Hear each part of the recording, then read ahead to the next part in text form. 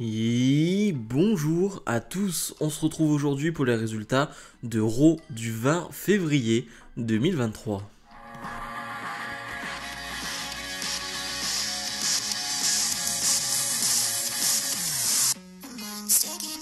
Comme d'habitude, on n'oublie pas de mettre le pouce vers le haut et de s'abonner. Le show rouge qui s'ouvre avec le presque héros de Montréal. Alors, il est le héros de Montréal, mais il est le presque héros de Elimination Chamber, un certain Sami Zayn. Sami Zayn qui va encore une fois recevoir un accueil de roi. Alors on n'est pas à Montréal, mais pour le coup le public va bien lui rendre ce qu'il nous a fait ressentir ce samedi lors de Elimination Chamber et sur les autres semaines.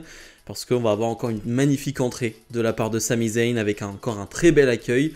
Un Sami Zayn qui justement va le dire, il ressent beaucoup de gratitude depuis samedi parce que tout le soutien qu'il a reçu, tout ce qu'il a reçu comme message, etc. Ça l'a beaucoup touché. Mais évidemment, il le dit, et je me sens coupable. Je me sens coupable de ne pas avoir réussi à terminer mon histoire, de ne pas avoir réussi à mettre au sol la Bloodline et donc Roman Reigns. Donc il se sent coupable. Il se sent coupable, mais surtout, il nous dit, mais vous savez quoi? Pour moi, on m'a dit, finis ton histoire. Un certain Cody Rhodes, la semaine dernière, lui a dit, finis ton histoire. Il y a 2 semaines ou la semaine dernière, je ne sais même plus. Finis ton histoire. Et donc Sami Zayn va le dire, vous savez quoi? Pour moi, il reste encore un chapitre à mon histoire. Et donc, je demande à quelqu'un de venir, et c'est bien évidemment Kevin Owens. Kevin Owens va arriver, Sami Zayn va un peu s'excuser par rapport à ce qui s'est passé les derniers mois, mais va surtout remercier Kevin Owens d'être venu ce samedi alors que Sami Zayn allait se faire détruire par la Bloodline. Kevin Owens est venu le sauver. Et Kevin Owens qui réagit de la bonne manière selon moi. Je trouve que c'est de la bonne manière. Kevin Owens qui va dire, je ne l'ai pas fait pour toi ce samedi, je ne l'ai pas fait pour toi. Je l'ai fait pour ta famille qui était à Montréal, qui était au premier rang, pour ta femme, pour tes enfants. Je voulais pas voir ta famille te voir en fait te faire fracasser la tête comme ça à quelques mètres devant elle. Parce que moi, ma famille a dû le voir, ma famille a dû subir ça pendant des mois. Et donc, je voulais pas que ça arrive. Mais je ne l'ai pas fait pour toi. Et en ce qui me concerne, tout ce que j'ai dit après toi en novembre, ce que j'ai dit au fait que, c'est fini entre nous deux. Il n'y aura plus rien, c'est fini, c'est comme ça. Ça tient toujours. Donc, moi, je me suis occupé de la Bloodline tout seul et ça continuera. Et toi, si tu veux t'en occuper tout seul, c'est comme ça. Donc, à Kevin Owens qui ne retourne pas directement avec Sami Zayn. Et pour le coup, ça me va totalement. J'avais pas envie que tout de suite, au bout de 3 jours, Kevin Owens dise c'est bon, tout est pardonné, tout est excusé. Donc, je trouve que c'est bien écrit. Après ce qui s'est passé à Elimination Chamber où je suis pas totalement pour, pas totalement d'accord avec Kevin Owens qui arrive après le match, etc. Là, pour le coup, je trouve qu'on fait peut-être presque un pas en arrière, mais de la bonne manière, avec l'explication de Kevin Owens, la promo de Sami Zayn. Bref, c'était un bon début de show. Finalement, après cette promo de Sami Zayn va se faire attaquer par Baron Corbin. Baron Corbin qui avait déjà attaqué Cody Rhodes, maintenant il s'en prend à Sami Zayn. Un Baron Corbin qui n'est donc plus avec JBL et qui sans doute ne sait plus quoi faire. Et donc il essaye de marquer les esprits. Et donc on va avoir un match, Baron Corbin contre Sami Zayn, ça va durer 10 minutes. J'ai pas grand chose à dire sur ce combat, c'est un match plutôt correct. Surtout, ce que je vais retenir, c'est que Sami Zayn commence à ressortir des prises de son arsenal que l'on connaît. Des prises que, pour certaines, on n'avait plus vues depuis des mois, voire des années. Parce que Sami Zayn est un heel et surtout, Sami Zayn ne catche plus de la même manière. Et là, avec son retour en vrai babyface, clairement, il y a certaines prises qu'on va revoir. Là, il y a son DDT, j'ai vraiment plus le nom et je suis vraiment très mauvais pour retenir le nom des prises. Mais son DDT tout en sautant sur les cordes dans le coin du ring, c'est toujours magnifique. Et là, pour le coup, ça faisait un petit moment qu'on l'avait pas vu. Lors de Elimination Chamber, vous savez, ce DDT, alors qu'il passe à travers le coin du ring, à l'extérieur du ring, et normalement, il fait un DDT. Bon, il n'est pas passé parce que Roman Reigns l'a contré, mais c'est ce genre de prise-là qu'on pourrait retrouver avec ce Sami Zayn Babyface. Et ça, c'est quand même une très très bonne nouvelle. Bon, le match va se terminer bien évidemment avec une victoire de Sami Zayn. Dolph Ziggler fait face à Mustafa Ali. Un match intéressant sur le papier parce que depuis des semaines, il y a une certaine tension entre les deux. Ali qui, je pense même depuis quelques mois, se plaint du fait que Dolph Ziggler ait beaucoup d'opportunités et que lui, Ali, selon lui, il n'en a pas. Et justement, la semaine dernière, Dolph Ziggler lui a dit « Arrête de voir de te plaindre, tu te plains toujours ». Et donc finalement, on a ce match là aujourd'hui, et je suis un poil déçu parce que ça ne va pas durer longtemps. Alors clairement cette histoire va durer plus longtemps et on va avoir sûrement une revanche vu la manière dont ça s'est passé, mais c'est vrai que Ziggler Ali, j'aimerais bien que ça dure un peu plus longtemps que 2 minutes parce que Ali va contrer le Famouser de Dolph Ziggler. D'ailleurs c'était assez magnifique, ça fait penser un peu quand le Curse Stomp est contré, c'est-à-dire que tu bloques un peu ta nuque, là c'est un peu de cette manière là. Ali va bien le contrer et ensuite eh bien faire une sorte de roll-up sur Dolph Ziggler pour l'emporter en 2 minutes. Alors il vole un peu la victoire et bien évidemment on aura un autre match, mais j'avoue que voilà, le match avait été annoncé quelques heures avant ce show et je m'attendais à un match un peu plus long, en sachant bien évidemment que ce match aurait été de qualité. Cody Rhodes est sur le ring, Cody Rhodes qui fera donc le main event de WrestleMania face à Roman Reigns, et il va pas avoir le temps de dire grand chose car Paul Heyman va l'empêcher de parler, c'est-à-dire que Paul Heyman est en backstage avec une minerve, bien évidemment, après l'attaque de Kevin Owens lors de Elimination Chamber. Et Paul Heyman, tout simplement, tu sens qu'il est là pour faire monter la pression, tu sens qu'il est là pour énerver Cody Rhodes, et tu sens que ça va être clairement le but pendant ce mois et demi avant WrestleMania, c'est d'énerver Cody Rhodes, de faire en sorte qu'il ne soit plus très concentré, très focus sur l'objectif principal qui est, eh bien, devenir champion. Paul Heyman qui va lui dire: bah, ok, imaginons tu bats Roman Reigns à WrestleMania. Qu'est-ce qui va arriver? Eh bien, quand tu es champion, quand tu es au top de la WWE, quand tu es au sommet, eh ben, tu dois aller faire des interviews, tu dois œuvrer pour des associations, tu dois faire énormément de choses, ce qui fait qu'on va dire quoi, 300 jours par an, tu n'es plus à la maison sur 365. Et sur les 60 jours où tu es chez toi, eh bien tu dois sûrement faire des appels, tu dois sûrement vendre des PLE, tu dois voilà, encore travailler à la maison. Ce qui fait que même quand tu es chez toi, tu n'es pas vraiment chez toi. Et c'est ce que disait ton frère Dustin, c'est que quand ton père Dusty Rhodes était à la maison, il n'était pas vraiment à la maison. Est-ce que tu as vraiment envie de ça pour ta famille? Est-ce que tu as vraiment envie de ça pour ta femme, ton enfant? Est-ce que tu as vraiment envie de ça, Cody Rhodes? Je te dirais pas que, eh bien, quand tu ne seras pas à la maison, eh ben, Roman Reigns va s'occuper de ta femme et de ton enfant, parce que Roman Reigns est un homme marié et heureux, et Paul Heyman qui va dire: mais moi, je le suis pas. Bon, voilà, il le cherche un peu, et ce que j'aime, c'est que on va voir un Cody Rhodes énervé qui va pas répondre avec une très grande promo. C'est pas la promo de Cody Rhodes qu'on va retenir dans cette promo là. Cody Rhodes qui va dire des choses très simples en disant qu'il va juste battre Roman Reigns à Mania, et que pour lui Roman Reigns c'est le plus grand champion du sport actuellement, et que voilà, il le met assez en avant dans les dernières interviews, dans les dernières promos, mais que voilà, il va le battre à Mania, et ça se termine là-dessus. Mais ce que j'aime, comme je le disais au tout début, c'est que on va chercher là pendant ce 1 mois et demi à trouver des failles chez Cody Rhodes, à l'énerver, à faire en sorte qu'il ne soit plus focus, et ça j'avoue que j'aime bien, parce qu'il va falloir faire passer le temps là sur 1 mois et demi. Alors j'espère que des semaines Cody Rhodes ne sera même pas là, histoire d'avoir un peu d'attente, histoire de ne pas avoir chaque semaine une promo de Cody Rhodes ou un match de Cody Rhodes. Mais si on a ce genre d'éléments, ce genre de promo avec Paul Heyman, ça me convient totalement.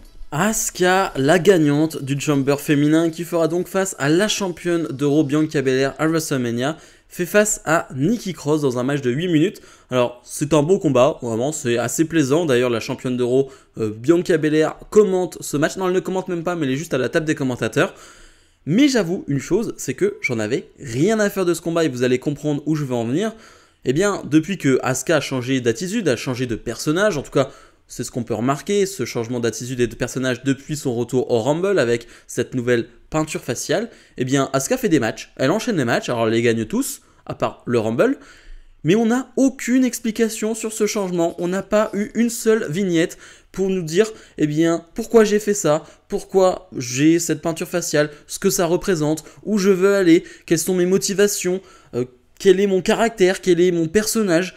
On n'a rien, juste des matchs. Et encore une fois, c'est le problème, je trouve, avec Triple H, c'est que beaucoup de superstars se retrouvent sans personnalité, sans caractérisation. Et là, une Asuka qui justement change de personnage, a une peinture faciale, a quelque chose de visuellement voyant, enfin tu le vois directement ce changement, et ben on n'a pas d'explication, juste des combats. Et moi, ça va pas forcément me suffire si on a juste une Asuka qui a des matchs jusqu'à Mania et pas de grands segments ou juste pas d'explication. Moi ça me gêne énormément, vraiment ça me gêne.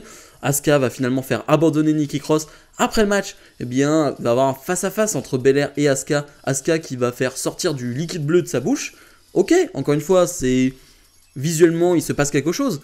Mais vu qu'on n'a pas d'explication, vu qu'on ne comprend rien à son personnage, on ne comprend pas pourquoi elle devient cette Asuka-là, eh bien, ça peut en laisser certains de côté, et à la longue, ça peut me laisser de côté, alors que je suis méga hypé par ce combat, et par ce personnage de Asuka. Donc ouais, ça me gêne un tout petit peu, voire beaucoup. Seth freaking Rollins fait face à The Miz. The Miz qui est, on va dire, le maître, et Logan Paul est le protégé de The Miz, donc il y a un petit lien quand même à faire entre Seth Rollins, Logan Paul, The Miz. On a donc un match qui va durer 10 minutes, qui était vraiment excellent. J'ai envie de dire, The Miz se met toujours au niveau dans les gros combats face à de bons adversaires. Je le dis toujours, The Miz, s'il est face à quelqu'un de plutôt moyen sur le ring, tu peux pas t'attendre à un grand match. Mais par contre, s'il est face à quelqu'un d'excellent, eh ben je trouve qu'il va se mettre au niveau et il va être un parfait complément à cette superstar. Là, Rollins, carrément, il brille dans ce match. Mais je trouve que The Miz, eh bien, en étant ce complément-là, en étant eh bien, une parfaite association à Seth Rollins, eh ben, ça donne un excellent combat de A à Z. Vraiment, j'ai beaucoup aimé ce match. Une fin de match intéressante où The Miz va être largement dominé et Seth Rollins va lui porter 3 Kurt Stomp, un Rollins assez énervé finalement. Lui, après avoir perdu à Elimination Chamber suite à une intervention, suite à un certain Logan Paul, et donc il est assez énervé, donc l'arbitre va carrément arrêter le match après le 3e Kurt Stomp. C'est par arrêt de l'arbitre que gagne Seth Rollins. Donc ouais, un Rollins énervé qui va, je pense, bien s'occuper de Logan Paul dans les prochaines semaines. Ding Dong Hello Show avec Bayley qui a pour invité, bien évidemment, Damage Control. Les championnes par équipe féminine. Finalement, on va pas se passer grand chose et c'est pas très intéressant, j'ai envie de dire, comme quasiment tous les segments de Damage Control, désolé de le dire, mais c'est vrai que ça devient un peu ennuyeux, il n'y a pas d'alchimie, il y a un truc qui va pas dans Damage Control et ça fonctionne pas avec le public. Ça pour le coup c'est factuel, le public ne réagit pas à Damage Control et ça c'est malheureux, mais c'est comme ça, c'est la vie. Finalement elles vont nous dire bien que c'est les plus grandes championnes par équipe de l'histoire. Bon, j'aimerais bien savoir comment ça peut être le cas alors qu'elles ne défendent jamais ces titres parce qu'il n'y a pas d'équipe dans cette division par équipe. Finalement Becky Lynch va arriver et va dire bah, vous savez quoi, à Mania moi je fais rien, donc bah pourquoi pas avoir un match pour les titres à Mania. En tout cas c'est un challenge que je vous propose et finalement eh bien Becky Lynch va nous présenter sa partenaire qui est bien évidemment Lita qui était venue l'aider il y a quelques semaines maintenant. Et Becky Lynch et Lita sont totalement prêtes pour un match à WrestleMania. Finalement, après quelques gamineries, j'ai envie de dire, c'est un peu le problème que j'ai avec cette histoire entre Becky Lynch et Bayley, c'est que on n'est jamais trop dans le sérieux, on n'est jamais trop dans les blagues, on est un peu entre les deux, ce qui fait que c'est impossible pour moi de m'investir là-dedans. Ce qui fait que là, je suis pas trop investi dans ce segment, mais Lita, Becky Lynch, ça fonctionne plutôt bien, je trouve, en termes d'alchimie au micro, etc. Il y a quelque chose qui se passe. Et donc, eh bien, Bayley va accepter pour le Damage Control ce match. On ne sait pas vraiment si ce match aura lieu à Mania ou si c'est avant, enfin, voilà, on ne sait pas trop. Mais en tout cas, elles acceptent ce match pour les titres, ce qui est plutôt cool. Je le disais, mais je pense que Becky Lynch, elle doit être très ravie et heureuse de faire équipe avec Lita. Je pense que quand tu es une femme, Becky Lynch, elle est dans la trentaine, elle a vu Lita catcher, ça devait être une de ses idoles quand elle était petite, et tu dois catcher maintenant avec Lita aujourd'hui. Je pense que ça doit être quelque chose de fou. Bon, voilà, si ça peut ramener un peu de prestige à cette division féminine d'avoir Lita, Becky Lynch championne, moi je dis pas non. Chad Gable fait face à Bronson Reed qui sort d'une performance assez exceptionnelle lors de Elimination Chamber, mais je vous avais prévenu, pour ceux qui ne le connaissaient pas, c'était sûr et certain qu'il allait faire une énorme performance lors de ce show. Et donc on a un match qui va durer 3-4 minutes qui est plutôt cool parce que Gable eh bien, est cool tout simplement sur un ring face à Reed qui est cool aussi sur un ring, donc c'est plutôt bien. Et surtout on va voir un Gable qui va réussir à porter une German suplex sur le gros gabarit de Bronson Reed. Ça c'est vraiment impressionnant. Bien évidemment ça va se jouer à l'extérieur du ring avec un Otis qui est là mais sans être vraiment là pour finalement Gable, car eh bien, Maxime Dupree des Maximum Male Models eh bien, essaye de recruter Otis maintenant depuis 2-3 semaines, et donc elle lui donne sa carte et donc Otis n'est pas concentré, ce qui va distraire Gable. Bronson Reed va en profiter pour faire son Big Splash et l'emporter. On a eu un petit teasing pendant ce combat d'un possible affrontement entre Bronson Reed et Otis, et j'avoue que ça donne envie. Alors si on leur donne 5-6 minutes, bien évidemment, si c'est juste 2 minutes de combat, ça m'intéresse pas. Mais si on donne 6-7 minutes entre Otis et Reed, ouais, je suis totalement chaud. Elias est sur le ring et demande bien tout simplement à une légende, à n'importe qui, de venir car on est sur la route de WrestleMania et Elias mérite quelque chose pour WrestleMania. C'est finalement Bobby Lashley qui va arriver, qui va s'occuper d'Elias, et Bobby Lashley va prendre le micro pour dire que ce samedi, lors de son match face à Brock Lesnar a paniqué alors qu'il était dans le Hurt Lock, que personne ne peut s'échapper du Hurt Lock et que du coup il s'est fait disqualifier en portant un coup dans les parties, mais que maintenant Bobby Lashley n'acceptera plus d'être maltraité, d'être non respecté par n'importe qui. Ok, alors je ne sais pas en quoi ça fait avancer les choses pour le coup, cette promo, mais ok. Ce qu'on peut dire aussi, c'est que la semaine prochaine, on aura Omos donc qui a challengé Brock Lesnar pour un match à WrestleMania. Alors ça va sûrement faire avancer cette histoire entre Lesnar, Hurt Business, Bobby Lashley. Encore une fois, c'est très flou. Vraiment, ce qui s'est passé à Elimination Chamber n'a pas réglé tous les soucis que j'avais avec le Hurt Business, Bobby Lashley, Lesnar, etc. Là, on n'a toujours pas réglé les choses. La semaine prochaine, est-ce que ça va régler certaines choses? Bref, c'est un peu confus tout ça et moi, ça me plaît pas vraiment. Et le main event, Austin Theory défend son titre de champion des États-Unis face à la légende Edge, un match qui a été rendu officiel lors de la conférence de presse après Elimination Chamber. Un match qui va durer presque une vingtaine de minutes, je crois 18-19 minutes, quelque chose comme ça.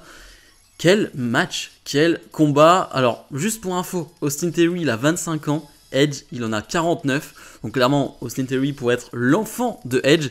Et ce que j'aime dans ce combat, et comme dans quasiment tous les combats qu'a Edge depuis son retour, c'est que Edge ne fait pas son âge. Edge ne fait pas son âge. Et quand je dis ça, ça me fait penser que Edge a dit... L'année dernière, il avait dit comme quoi l'année prochaine était sans doute sa dernière année dans le catch. J'ai pas envie de ça. J'ai pas envie de ça. Quand tu vois son niveau encore, tu vois encore sa prestation face à un jeune loup comme Austin Theory, quand tu vois sa qualité en promo, quand tu vois tout ce qu'il est capable de faire encore à son âge. Et je pense que bien évidemment, le fait qu'il a été absent pendant quasiment une dizaine d'années, a fait que son corps a pu aussi se régénérer. Et du coup, je pense que son corps n'a pas totalement 49 ans malgré cette grosse blessure qu'il a eue.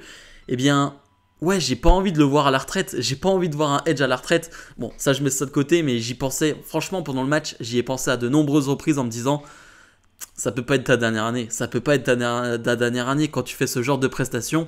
Et ouais, Edge est vraiment excellent dans ce combat, à aucun moment je me dis qu'il a 49 ans, à aucun moment je le trouve pâteau, à aucun moment je le trouve pas dans le ton, pas dans le rythme. Non, il est dans le rythme, il est parfait face à un Austin Theory qui va lui mener la danse.